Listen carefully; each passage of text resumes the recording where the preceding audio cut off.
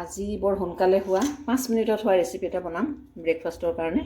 এইটো মই আটা ল'লোঁ, তাৰপিছত এইটো ধনিয়া ল'লোঁ, কটা ধনিয়া, এইটো ল'লোঁ জলকীয়া, এইটো পিঁয়াজ ল'লোঁ, তাৰপিছত এইটো পৰাঠা মছলা হয়, এইটো বনাই লোৱা নিজে, সেইটো ল'লোঁ, আৰু 3টা কণী ল'লোঁ। 2টা কণীকেইটা ইয়াত দি লওঁ।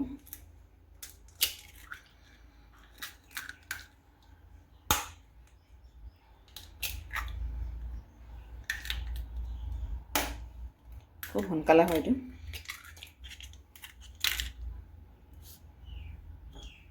কণীকেইটা দি অকণমান এইটো মিক্স কৰি লওঁ।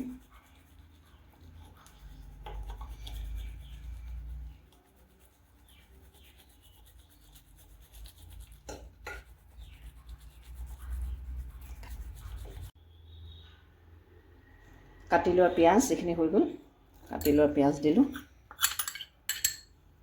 তাৰপিছত এইখিনি ধনিয়া দিম, কেঁচা জলকীয়া, আৰু এইটো দিলোঁ, এইটো পৰাঠা মছলা হয়, এইটো নিজে মিক্স কৰি বনোৱা পৰাঠা খাবলৈ, এইটো দি দিলোঁ। আৰু অকণমান নিমখ দিলোঁ, কিয়কি পৰাঠা মছলাটোৰ লগত নিমখ দিয়া আছে, সেইকাৰণে নিমখটো অলপ কমে দিম।